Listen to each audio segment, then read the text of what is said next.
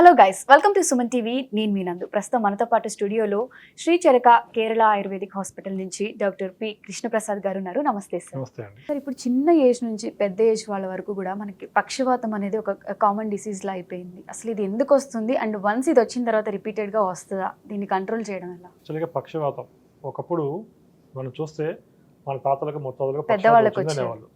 ఇప్పుడు చూస్తే ఒక 20, 25, 30, 35, 40 ఇయర్స్ వాళ్ళకి కూడా పక్షవాతం అనేది చాలా ఈజీగా వచ్చేస్తుంది.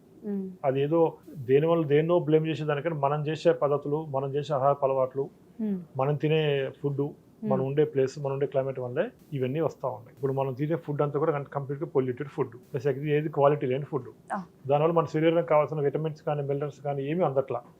అందనప్పుడు ఆటోమేటిక్గా అవి అందనప్పుడు శరీరంలో ఏదైతే మార్పులు జరుగుతాయో ఆ ప్రాబ్లమ్స్ అనేది మనం ఫేస్ చేయాల్సిందే. ఆ ప్రాబ్లం తగ్గట్టు కొన్ని సమస్యలు వస్తూ ఉంటాయి. దాంట్లో ఈ పెరాలసిస్ కూడా ఒకటి. బ్రెయిన్ స్ట్రోక్, బీపీ బాగా ఎక్కువైన వాళ్ళకి ఎర్లీ మార్నింగ్ అవర్స్లో ఎక్కువ శాతం పెరాలిటిక్ పేషెంట్ స్ట్రోక్ వచ్చినప్పుడు ఎర్లీ మార్నింగ్ అవర్స్లో ఎక్కువ ఉంటుందండి చాలా మందికి. తెల్లారి నిద్ర లేచిన తర్వాత బాత్రూమ్కి వెళ్ళాలనో లేదంటే బాత్రూమ్కి వెళ్ళే హడావుల్లో తెలియక ఒక్కసారి బీపీ రైజ్ అయిపోయి ఆ బ్లడ్ వెల్స్ రప్చర్ అయ్యి దాని బ్రెయిన్లో క్లాట్ లాగా ఫామ్ అయిపోయి పక్షవాతం అనేది వస్తూ ఉంటుంది. ఇప్పుడు లెఫ్ట్ సైడ్ బ్రెయిన్లో కనుక క్లాట్ వస్తే కనుక రైట్ సైడ్ చెయ్యి కాలు ఎఫెక్ట్ అవుతుంది.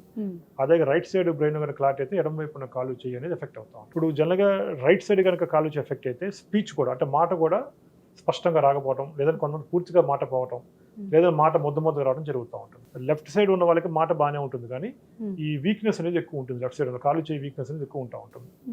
ఇప్పుడు ఇంత పెరాలిటిక్ పేషెంట్స్కి ఎమర్జెన్సీ వన్స్ ఇవాళ ఇవాళ ఎర్లీ మార్నింగ్ పెరాలిటిక్ స్ట్రోక్ వచ్చింది అనుకోండి, ఆన్ ది స్పాట్ ఫస్ట్ 1 అవర్లో 2 అవర్స్లోనో ఇమీడియట్గా అల్లపతి హాస్పిటల్కి వెళ్ళిపోయి ఇంజక్షన్ తీసుకోవాలా. లోపల బ్రెయిన్లో ఆ క్లాట్ ఇంకా పెరగకుండా, లేదంటే క్లాట్ ఉన్నదని కొంచెం కరిగించడం కోసం ఇంజక్షన్ తీసేసుకొని ఇమీడియట్గా తీసేసుకోవాలి. తీసుకున్న తర్వాత నెక్స్ట్ ఏం చేయాలి అంటే, ప్రాబ్లం మీరు స్టాప్ చేశారు, కానీ ఆ ప్రాబ్లం బ్రెయిన్లో రావడం వల్ల ఏదైతే కాలు చెయ్యి వీక్ అయిపోయిందో, కాలు చెయ్యి బలహీనం అయిపోయిందో, కాలు చెయ్యి చచ్చిపడిపోయింది అనుకోండి, దానికి ట్రీట్మెంట్ ఏం చేయాలి అనేది చాలా మంది తెలియదు. చాలా మంది ఏం చేస్తారు, ఫిజియోథెరపీ చెప్పుకుంటూ ఉంటారు. ఫిజియోథెరపీ చేయడం వల్ల ఏమవుతుంది, వాళ్ళు ఉండే జస్ట్ ఐఎఫ్టీ అని చెప్పి కొన్ని స్టిమ్యులేషన్స్ లాగా చేసి కాలు చేయి టెంపరీ ఎక్సర్సైజ్ లాగా చేస్తారు. కానీ అసలు సమస్య ఏంటి, ఈ సమస్య రావడానికి మూల కారణం ఏంటి అనే దానికి పైపైన చేసే ఫిజియోథెరపీతో సెట్ కాదు.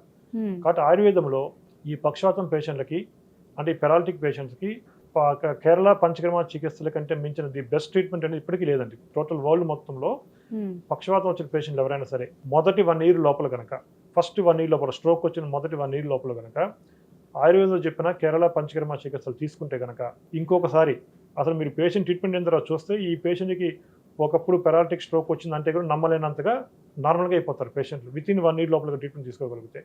కాబట్టి ఈ పక్షవాతం పేషెంట్ మేము ఆయుర్వేదంలో పంచకర్మ ట్రీట్మెంట్ చేసేటప్పుడు దీన్ని ట్రీట్మెంట్ కూడా 3 స్టేజ్లో డివైడ్ చేస్తాం.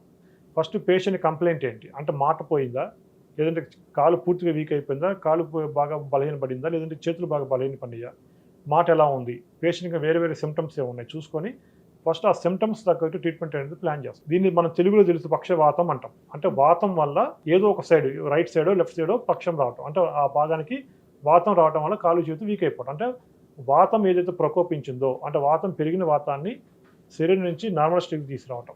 దీనికి చేయాలంటే సెకండ్ స్టేజ్లో చేసేదే పంచకర్మ చికిత్సలు. ఈ పంచకర్మ చికిత్సలు చేయడం వల్ల ఏమవుతుంది, వాతం పెరిగిపోయిన వాతం అనేది నార్మల్ స్టేజ్కి తీసుకొస్తాం. దానివల్ల నర్వ్ సిస్టమ్ అంతా కూడా యాక్టివ్ అయ్యి నర్వ్ సిస్టమ్ కూడా బాగా స్ట్రెంథెన్ అవుతుంది. థర్డ్ స్టేజ్లో మళ్ళీ పక్షవాతం రాకుండా, అంటే మళ్ళీ ఆల్రెడీ బ్రెయిన్లో ఏదైతే క్లాట్ ఫామ్ అయ్యిందో ఆ క్లాట్ కొంచెం కరగడం కోసం అన్నట్టు, మళ్ళీ బ్రెయిన్లో ఇట్లాంటి క్లాట్స్ అనేవి ఫామ్ అవ్వకుండా ఆయుర్వేదంలో కొన్ని అద్భుతమైన ఔషధాలు ఉంటాయి. ఈ ఔషధాలను థర్డ్ స్టేజ్లో ఇస్తాం. కాబట్టి first patient symptoms, root cause therapy, మళ్ళీ క్లాట్ ఫామ్ అవ్వకుండా మళ్ళీ ఉన్న క్లాట్ని కరిగించడం కోసం ఇచ్చే మెడిసిన్స్.